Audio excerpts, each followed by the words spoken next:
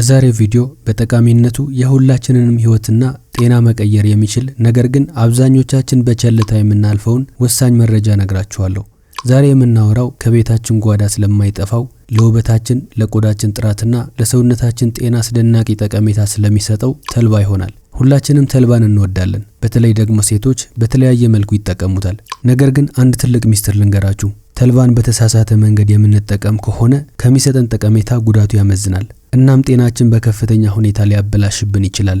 በዛሬው ቆይታችን ተልባ ስንጠቀም በፍጹም መዘንጋት የሌለብንን 5 መሰረታዊ ነገሮችና ከተልባ የምናገኘውን ጥቅም በ2 እና በ3 እጥፍ ማሳደግ የሚችለውን የተለየ አጠቃቀም ነግራችኋለሁ።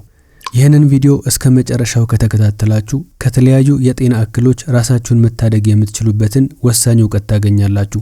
ወደ ዋናው ትምህርታችን ከመግባታችን በፊት ግን ቪዲዮ ለበርካቶች እንዲደርስ ላይክ በማድረግ ጀምሩ። ለቻናሌ አዲስ ከሆናችሁ ደግሞ ሰብስክራይብ በማድረግ የቻናሉን ቤተሰብ ሁኑ።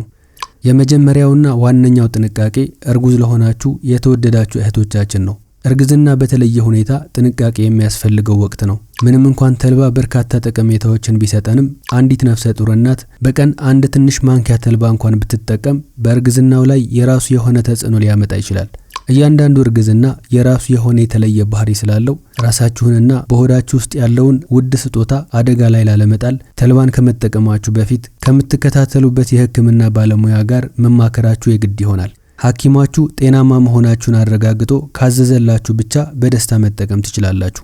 ሁለተኛው ጥንቃቄ ደግሞ ተልባና የውሃ አጠቃቀም ነው። ተልባና ውሃ ልክ እንደ ጥርስና ከንፈር በማድረግ መውሰድ ትችላላችሁ። በፍጹም መለየት የለባቸውም። በተልባ ውስጥ የሚገኘው ፋይበር በከፍተኛ ሁኔታ የውሃ ጥማት አለው።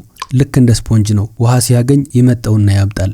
ተልባን ከተመገብን በኋላ ከፍተኛ መጠን ያለው ውሃ የማንጠቀም ከሆነ ይህ ፋይበር የተባለው ንጥረ ነገር በሰውነታችንና በአንጀታችን ውስጥ ያለውን የተፈጥሮ ውሃ ወደ ራሱ በመሳብ ድርቀትን ይፈጥራል። አስባችሁታል? የሆድ ድርቀትን ለማጥፋት ብለን ተልባ ከተመገብን በኋላ በቂ ውሃ ካልጠጣን ግን ራሱ ተልባው የከፋ የሆድ ድርቀት ያመጣብናል ማለት ነው።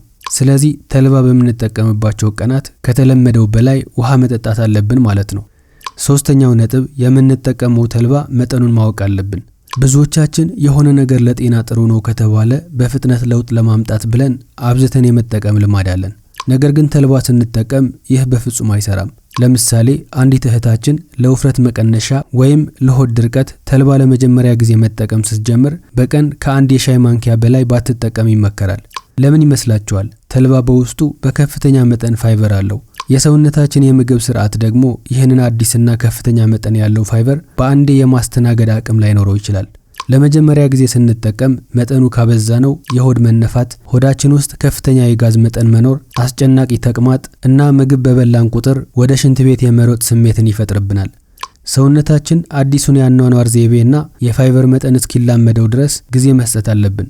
ታዲያ ተልባን አዘውትረው ለሚጠቀሙና ፋይበር የበዛባቸውን ምግቦች ለለመዱ ሰዎችስ ብላችሁ ከጠየቃችሁ እነሱም ቢሆን በቀን ከ5 እስከ 6 የሾርባ ማንኪያ በላይ ባይጠቀሙ ይመከራል።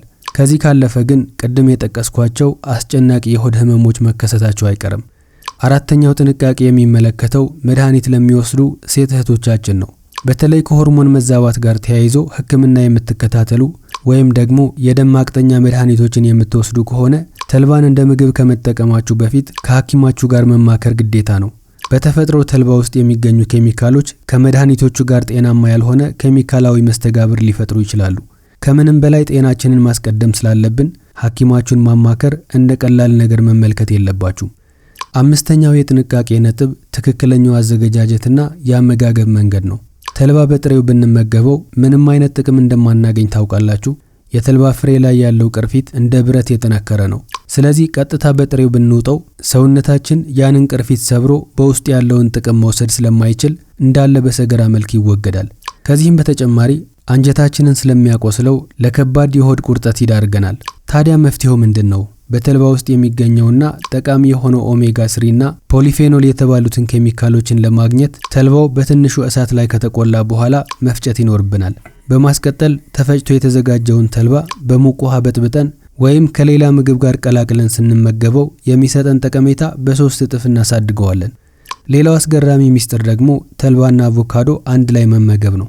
አቮካዶ በውስጡ ሄልዚ ፋት ይዟል። የተፈጨው ተልባ ከአቮካዶ ጋር ሲቀላቀል አቮካዶ በተልባ ውስጥ ያሉትን ጠቃሚ ንጥረ ነገሮች አንጀታችን በቀላሉ እንዲመጣቸውና ደማችን ውስጥ እንዲገቡ እንደ ድልድይ ሆኖ ያገለግላል። ይህ ጥምረት ለቆዳችን ለስላሴና ለፀጉራችን እድገት ወደር የሌለው ቆንጆ መፍትሄ ነው። የዛሬው አስተማሪ ቪዲዮ ይህንን ይመስል ነበር። መረጃው ጠቃሚ ሆኖ እንዳገኛችሁ ተስፋ አደርጋለሁ። ቪዲዮ ከጠቀማችሁ ላይክ ማድረግ እንዳትረሱ። ለቻናሉ አዲስ ከሆናችሁ ደግሞ ሰብስክራይብ በማድረግ ቤተሰቡን ተቀላቀሉ። በቀጣይ በሌላ አስተማሪ ቪዲዮ እስክንገናኝ በያላችሁበት ሰላማችሁ ይብዛ።